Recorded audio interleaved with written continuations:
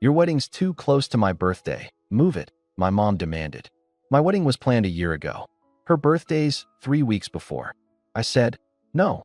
She didn't attend. Told everyone not to come. 47 people canceled. I posted photos anyway. Best day of my life. When they saw how happy we were. I don't know how I became this guy. The guy with a wedding walkout.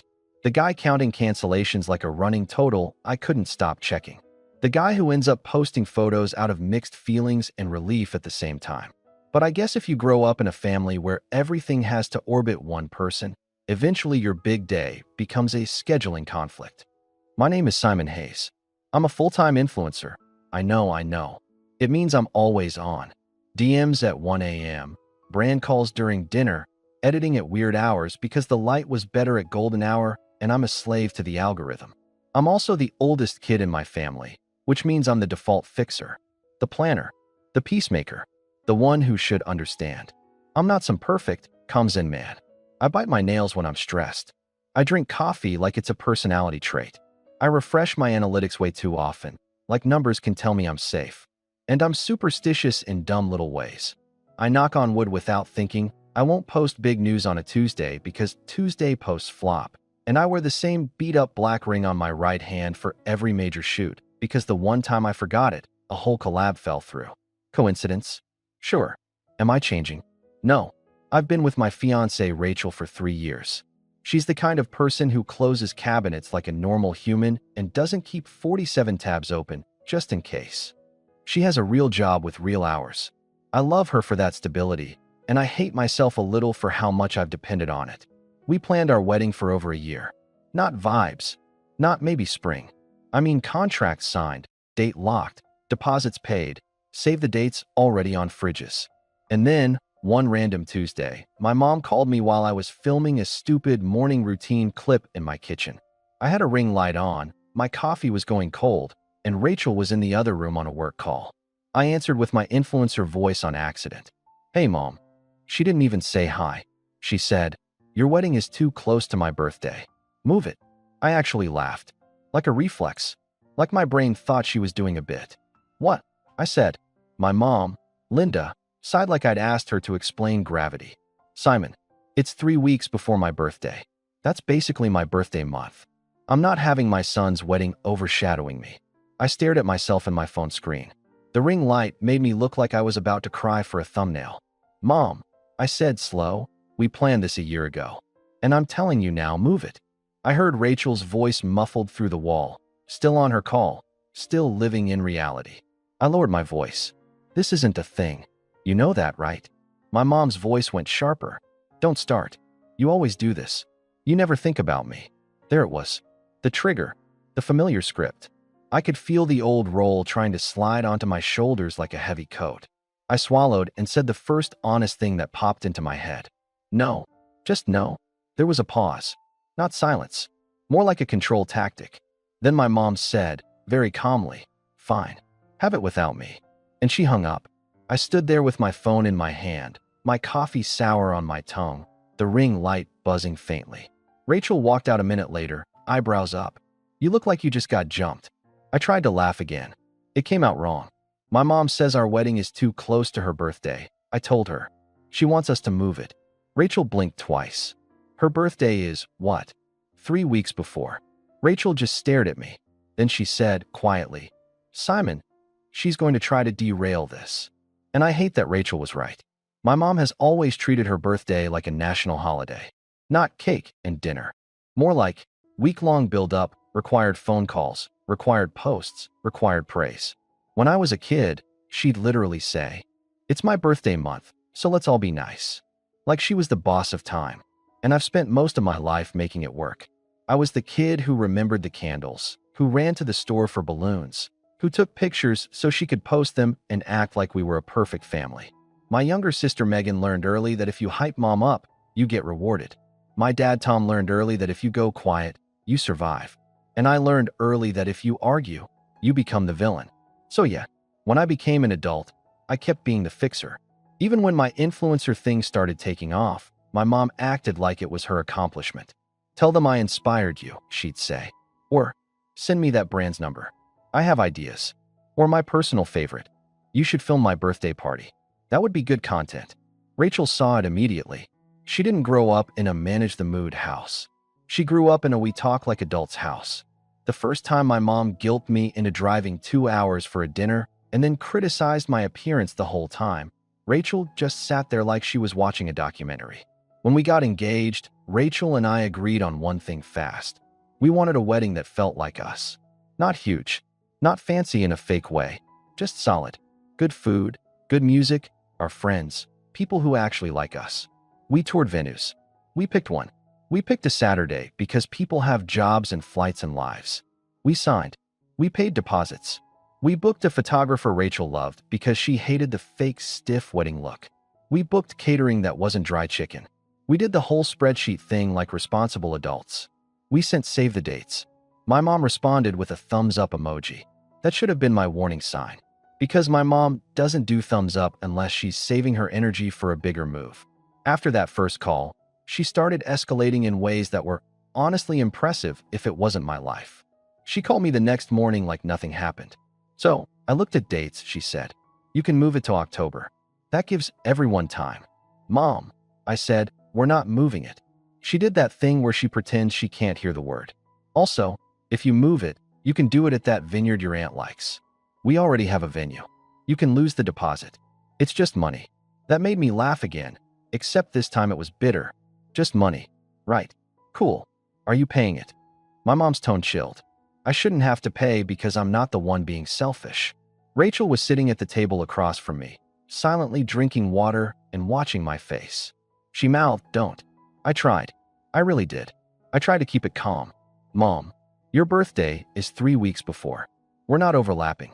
You'll still get your birthday. You'll still get your calls and your posts and whatever you need. Her voice went high. Whatever I need. Wow. So that's what I am to you. A needy old woman. I didn't say. You know what? Forget it. If you can't respect me, I won't be there. This became the pattern. Every conversation turned into this weird trial where she was the victim and I was the criminal. Then she brought other people in. First it was my sister, Megan. She texted me. Megan, Mom's really hurt. Me by what? A date on a calendar? Megan, she feels like you don't value her. Me, I'm getting married. Megan, exactly. It's a big change for her. A big change. Like Rachel is a hurricane and Mom is a fragile historic building. Then my dad called me. My dad almost never calls unless someone is dying or the Wi-Fi is out. He went straight into it. Hey bud, he said soft. Your mom's upset. I know. Can you just consider moving it? To keep the peace. There it was. The family motto. Keep the peace. Translation. Give Mom what she wants so she stops making noise. Dad, I said, we have contracts. He sighed. Your mom's not asking for much. I felt something hot in my chest.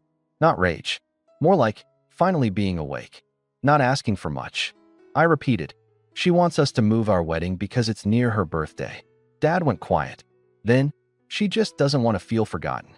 Rachel reached over and squeezed my hand so hard it almost hurt. I said, she won't be forgotten. But she can't control this. Dad's voice got a little sharper. You know how she is, Simon. And that's the other family motto. You know how she is. Like it's a weather forecast. Like we're supposed to build our lives around her storms. After that, my mom stopped calling me directly and started performing in the family group chat. She wrote, Mom, I just want my son to care about his mother's feelings. That's all. Mom, some people get so famous they forget who raised them. Mom, I hope Rachel is happy. Taking you away from your family. Rachel saw that last line and just stared at my phone. She's blaming me. She always does that, I said automatically. Rachel's eyes went sharp. Simon, that's not normal. I wanted to defend my mom out of habit. Like a reflex. Like a dog going back to the hand that hits it because sometimes it also feeds you. But then my mom sent the message that made my stomach drop. Mom, if the date stays, I won't attend. And I won't pretend this is okay. I'll be telling people why. Rachel whispered, she's going to sabotage. I told myself she wouldn't. Because the alternative was admitting my own mother would torch my wedding over attention. I tried one last adult phone call. I went outside, leaned against my car, and dialed her. Mom, I said, please don't make this bigger. She was instantly cold. I'm not making it bigger. You are. We're not moving it. Then you're choosing a party over me. It's not a party. It's my wedding. Exactly. Your wedding. Your world. You're precious, Rachel. I'm just an extra. You're not an extra, but you're not the main character either. Silence. Then she said, low and dangerous, watch your mouth. I exhaled slowly. My hands were shaking, like I'd stepped on a landmine and heard the click. I love you, I said, because I'm stupid. But we're keeping the date. She laughed. Not a funny laugh. A cruel one. Fine. Don't worry about me. I'll make it easy. And then she hit me with the real punch. If you post anything about your wedding online, I will make sure everyone knows what kind of son you are. I literally just stood there. Because my job is online. My life is online. My income is online. She wasn't just threatening to skip a ceremony. She was threatening my entire world. I went back inside and told Rachel. Rachel didn't panic. She got quiet, which for her is worse. Then she said, okay, if she wants a public conflict, she can have it. But we're not moving the wedding. I stared at her. You're not scared? Rachel shrugged. I am, but I'm more scared of what happens if we give in now. That night, I opened our wedding budget spreadsheet and just stared at the numbers until my eyes burned. Venue deposit, catering deposit, photographer deposit, DJ deposit, florals. None of it was just money. It was my work, my time, my brand deals. The nights I stayed up editing instead of sleeping. The stupid sponsored posts I did even when I hated them. I looked at my bank app. The wedding account was real. The deposits were real. The date was real. My mom's ego was also very real. And she was about to test how far she could push. The first cancellations didn't come from my mom. They came from my aunt. She texted me 2 weeks before the wedding. Aunt Lisa, hey honey, I'm so sorry. I don't think we can make it. Me, what? Why? Aunt Lisa, your mom said there's drama. That you moved the date to hurt her? And that it's unsafe? Unsafe. I actually said it out loud in my kitchen like a question. Unsafe. Rachel looked up from her laptop. What's unsafe? I showed her the message. Rachel's mouth fell open. Is she making up lies? Then my cousin canceled. Then an old family friend. Then another aunt. It was like watching dominoes fall in slow motion. So I did what any adult does. I checked my email. And there it was, subject line from our caterer. Urgent. Guest count confirmation needed. Because we were days away from final numbers. We were locked in. Rachel was trying to stay calm, but I could see the stress in her shoulders. She started doing everything extra neatly. That's her tell. When she's anxious, she organizes. I, on the other hand, did what I do when I'm anxious. I refreshed my phone. Then the family group chat exploded. My mom posted a long message at 7:13 a.m. like she'd been drafting it with coffee and spite. Mom, since Simon refuses to move his wedding away from my birthday, I won't be attending. Mom, I won't support disrespect. Mom, and I think other family members should consider whether they want to be part of this too. Then she added the line that made my stomach flip. Mom, I have told some of you privately what's really been going on, including the financial side. The financial side?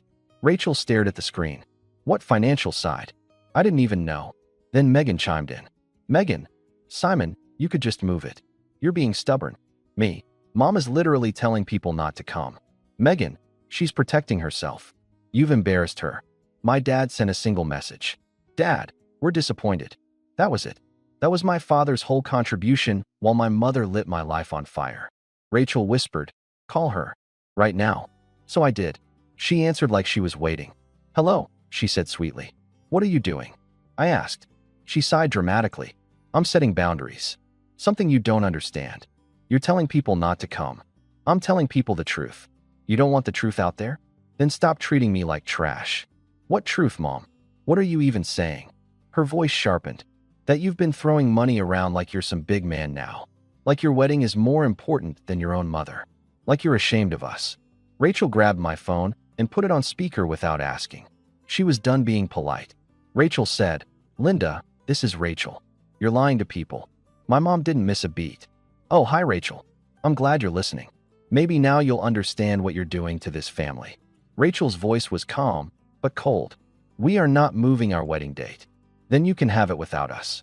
I said, Mom, you're ruining this. She laughed again. No, Simon, you're ruining it. You want to be the main character? Fine, be the main character alone. And then she said the sentence that snapped something in me. I'm your mother. If I say your wedding is inconvenient, it's inconvenient. I felt my hands stop shaking, like my body finally made a decision. No, I said. Actually, it's not. There was a pause. I continued. You don't get to control this. You don't get to threaten people. You don't get to pressure my family. My mom's voice turned icy. Watch me. Rachel leaned close to the phone. Linda, she said, if you keep doing this, we will tell people exactly what you said. We will show receipts. My mom scoffed. Receipts? You sound ridiculous. And that's when I realized she didn't think I'd stand up to her. She thought I'd fold like always. So I opened the group chat. My thumb hovered over the keyboard. I could feel my heartbeat in my ears. Rachel nodded once. Like, do it. I typed. Me. I'm not moving my wedding. Mom's birthday is 3 weeks before. The date has been booked for a year. Deposits are paid. Anyone who wants to come is welcome. Anyone who doesn't, I understand. But please don't spread lies. Mom instantly responded. Mom, stop manipulating people. You're using money to guilt everyone. That line hit me like a slap because it was pure projection. She was the one using guilt. She was the one weaponizing family. So I did something I never do. I went for facts. I posted screenshots, the venue contract date, the invoice dates, the timeline. Not bank info, just proof that this wasn't some last-minute birthday attack. Me. Here's proof the date was booked a year ago. No one planned this around anyone's birthday. The chat went silent for a full minute. Then my aunt typed, Aunt Lisa, Linda, why are you doing this? My mom replied, Mom, because my son has changed. He thinks he's better than us now. And that's when I wrote the message that changed everything. Me. I'm not better than anyone. I'm just done being controlled. If you choose not to come because you can't be the center of attention, that's your choice. But don't punish Rachel and me for it. I sent it. My mom called me immediately, like she was trying to yank me off the stage. I didn't answer. Rachel looked at me and said, Block her. My stomach twisted. My brain screamed, You can't block your mom. But my hands moved anyway. I blocked her number.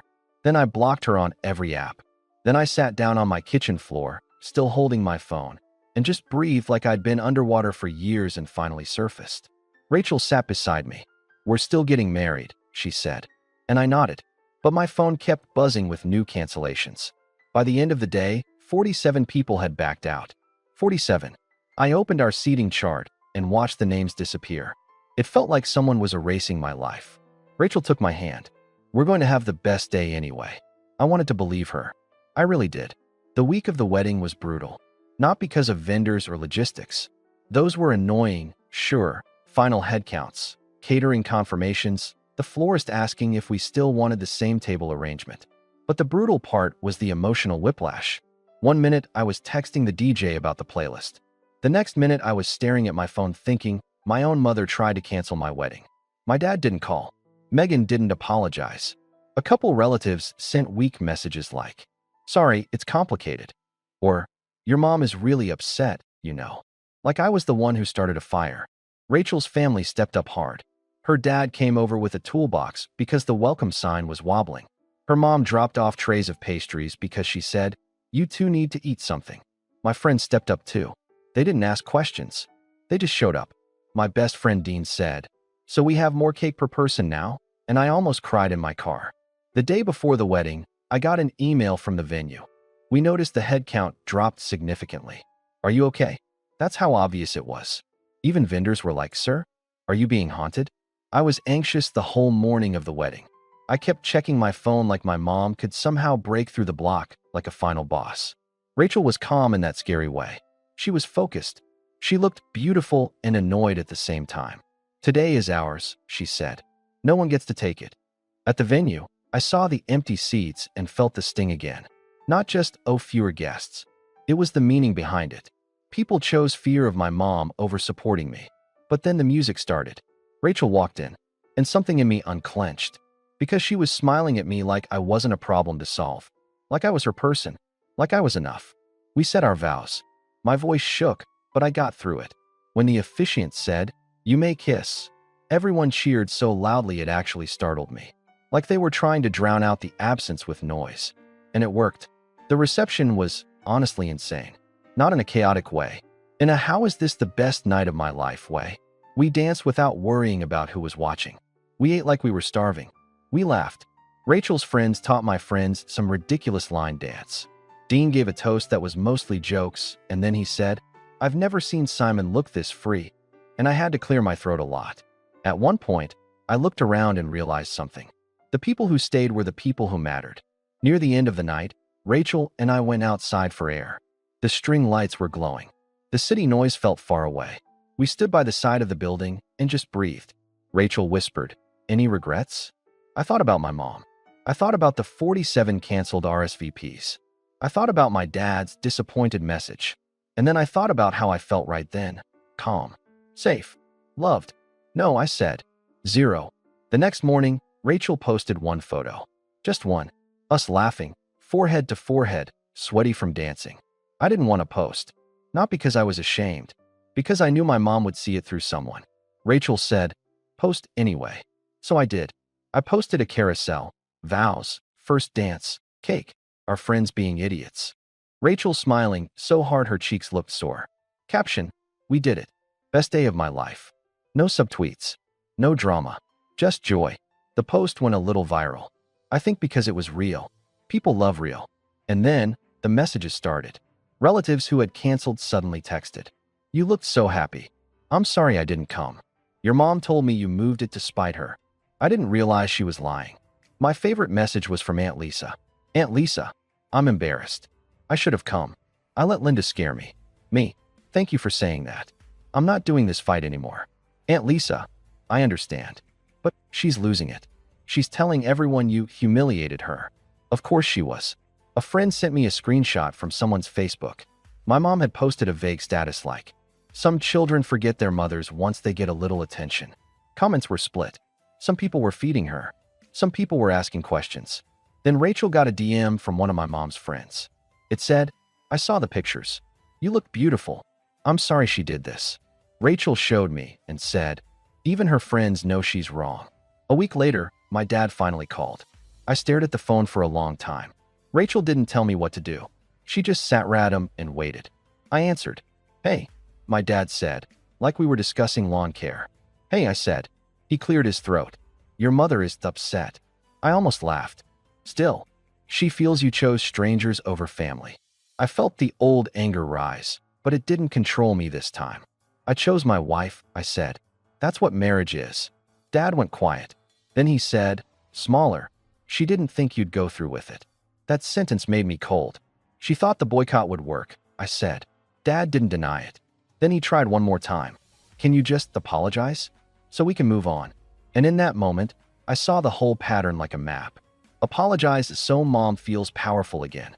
Apologize so everyone can pretend the sabotage never happened. Apologize so I go back to being manageable. "No," I said. "I'm not apologizing for getting married." Dad sighed. "You're making this permanent." "No," I said. She did. And I hung up. My hands weren't shaking. That's how I knew I'd changed. I used to think boundaries were dramatic, like something you did when you hated people. Now I understand boundaries are what you do when you finally love yourself enough to stop bleeding for someone who won't stop cutting. My mom wanted me to believe my wedding was a betrayal. But the truth is simpler. My mom wanted control. She wanted me to bend, the way I always had. She wanted the power of knowing she could snap her fingers and rearrange my life. And when I didn't, she tried to punish me publicly. She tried to use family like a weapon. And for a second, it worked. 47 people canceled. I felt humiliated. I felt small. I felt like a kid again. But then my wedding happened. And it wasn't ruined. It was ours. And that's the part my mom didn't predict. She thought taking people away would make the day empty. Instead, it made the day honest. I look at the photos now and I don't see missing seats. I see Rachel's face when she realized I wasn't going to fold anymore. I see my friends holding me up without asking for anything in return. I see the exact moment I chose my future over my old fear. My mom still tells her version of the story. I'm sure she always will. In her version, she's the victim of an ungrateful son and a controlling wife. But I'm done living inside her version. Rachel and I have a rule now. We don't negotiate with emotional pressure. If someone wants to love us, they show up. If someone wants to control us, they get distance. And if someone tries to ruin our happiness because it isn't centered on them, they don't get a front row seat to our life. That's the moral, I guess. Sometimes family is just a word people use to demand access. And sometimes the healthiest thing you can say to your own mother is the smallest word that changes everything. No, everything. No, everything. No, everything.